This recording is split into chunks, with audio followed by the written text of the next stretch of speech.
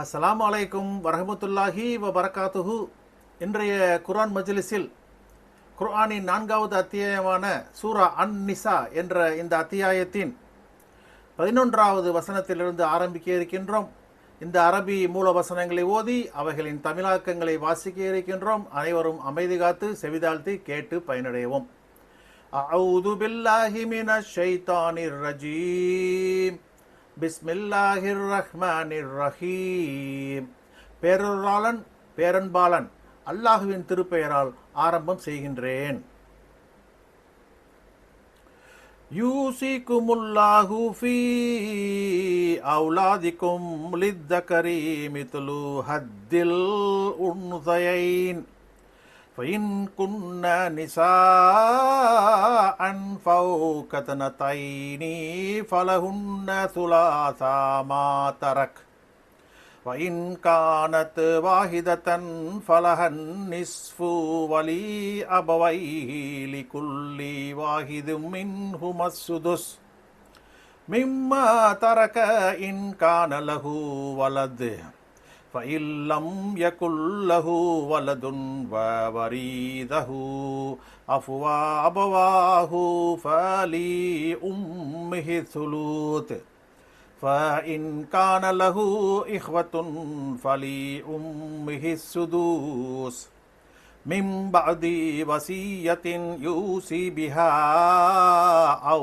دين آباؤكم وأبناؤكم لا تدرون أيهم أقرب لكم نفعا فريدة من الله إن الله كان عليما حكيما. உங்கள் பிள்ளைகளில் சொத்து பங்கிடுதல் குறித்து அல்லாஹ் உங்களுக்கு உபதேசிக்கிறான். ஆணுக்கு 2 பெண்களின் பங்கு போன்று பாகம் உண்டு. ஆண் பிள்ளைகள் இன்றி 2ற்கும் மேலான பெண்களாக இருந்தால் தாய் தந்தை விற்று சென்ற சொத்தில் 3/2 பங்குகள் அவர்களுக்கு உண்டு. பிள்ளை ஒருத்தியாக இருந்தால் அவளுக்கு சொத்தில் பாதி பங்கு உண்டு. இறந்த அவருக்கு பிள்ளை இருந்தால் அவருடைய தாய் தந்தைக்கு இறந்தவர் விற்று சென்ற சொத்தில் 1/6 உண்டு. இறந்த அவருக்கு பிள்ளை இல்லாமல் அவருக்கு அவருடைய தாய் தந்தை வாரிசானால் அவருடைய தாய்க்கு 3/1 பங்கு உண்டு. இறந்த அவருக்கு சகோதரர்கள் இருந்தால் அவருடைய தாய்க்கு 6/1 உண்டு. ஒரு சகோதரன் அல்லது ஒரு சகோதரி மட்டும் இருந்தால் தாய்க்கு 3/1 உண்டு. இவை அனைத்தும் வசியத் எனும் அவர் கூறும் மரண சாசனம் அல்லது கடனுக்கு பின்னர் கொடுக்கப்படும். உங்கள் தந்தைகள் இன்னும் உங்கள் ஆண் பிள்ளைகளில் யார் உங்களுக்கு பலனளிப்பதில் மிக நெருங்கியவர் என்பதை அறிய மாட்டீர்கள். இவை அல்லாஹ்வின் சட்டமாகவும் நிர்ணயிக்கப்பட்ட பங்காகவும் ஆக்கப்பட்டுள்ளன. நிச்சயமாக அல்லாஹ் நன்கறிந்தவனாக மகா ஞானவானாக இருக்கிறான்.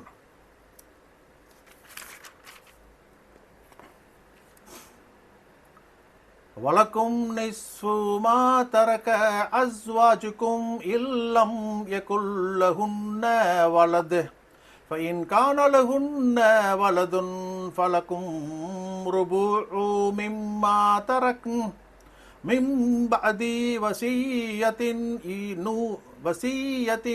யூஸீன பிஹா அவு தைன் வலஹுன்ன ருபுஉ மிம்மா தரக் إن لم تكن لكم ولد فإن كان لكم ولد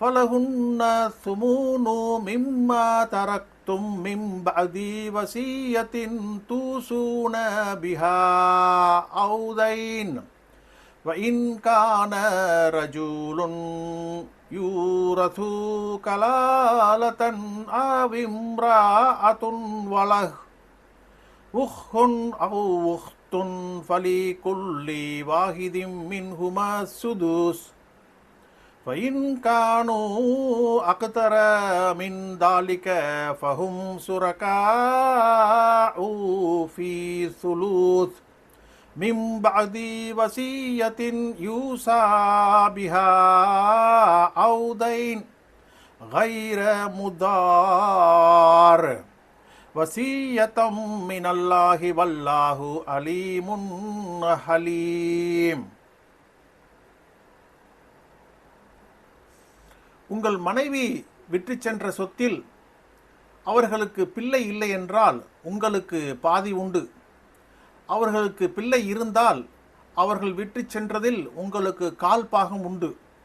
அவர்கள் செய்கின்ற மரண சாசனம் அல்லது கடனுக்கு பின்னர் உங்களுக்கு பிள்ளை இல்லை என்றால் நீங்கள் விற்று சென்ற சொத்தில் கால் பாகம் அவர்களுக்கு உண்டு. உங்களுக்கு பிள்ளை இருந்தால் நீங்கள் விற்று சென்ற சொத்தில் 8/1 அவர்களுக்கு உண்டு. நீங்கள் செய்யும் மரண சாசனம் அல்லது கடனுக்கு பின்னர் தந்தை, பாட்டன், பிள்ளை, பேரன் ஆகிய வாரிசுகள் இல்லாத ஒரு ஆண் அல்லது ஒரு பெண் மரணித்து இருந்தால், இன்னும் அவருக்கு ஒரு சகோதரன் அல்லது ஒரு சகோதரி இருந்தால், அவ்விருவரில் ஒவ்வொருவருக்கும் இறந்தவர் சொத்தில் 6/1 உண்டு. இதைவிட அதிகமாக அவர்கள் இருந்தால் அவர்கள் 3/1 சமமான பங்குதாரர்கள் ஆவர். செய்யப்படும் மரண சாசனம் அல்லது கடனுக்கு பின்னர் இந்த கடன் மற்றும் மரண சாசனத்தாலும் வாரிசுகளில் எவருக்கும் இறந்தவர் நஷ்டம் ஏற்படுத்தாதவராக இருக்க வேண்டும். அல்லாஹுவிடமிருந்து நல்லுபதேசமாக இந்த சட்டங்கள் உங்களுக்கு உபதேசிக்கப்படுகின்றன. அல்லாஹ் நன்கறிந்தவன், மகா சகிப்பாளன். தில்க ஹுதூதுல்லாஹி வமை யுதீஇல்லாஹ வரசூலஹு யுத்ஹில்ஹு ஜன்னாத்தின் தஜ்ரி மின் தஹ்திஹல் அன்ஹாரு ஹாலிதீன ஃபீஹா வதாலிகல் ஃபௌசுல் அதீம். இவை அல்லாஹ்வின் சட்டங்களாகும். எவர்கள் அல்லாஹுவுக்கும் அவனுடைய தூதருக்கும் கீழ்ப்படுகிறார்களோ அவர்களை அவன் சொர்க்கங்களில் நுழைப்பான். அவற்றின் கீழ் ஆறுகள் ஓடும். அதில் அவர்கள் நிரந்தரமானவர்கள். இதுதான் மகத்தான வெற்றியாகும். وَمَن يَعْصِ اللَّهَ وَرَسُولَهُ وَيَتَعَدَّ حُدُودَهُ يُدْخِلْهُ نَارًا خَالِدًا فِيهَا وَلَهُ عَذَابٌ مُهِينٌ. எவர் அல்லாஹுவுக்கும் அவனுடைய தூதருக்கும் மாறு செய்து அவனுடைய சட்டங்களை மீறுகிறாரோ அவரை அல்லாஹ் நரகத்தில் நுழைப்பான். அதில் அவர் நிரந்தரமானவராக தங்குவார். இழிவுபடுத்தும் வேதனையும் அவருக்கு உண்டு. சதகல்லாஹுல் மௌலானல் அதீம்.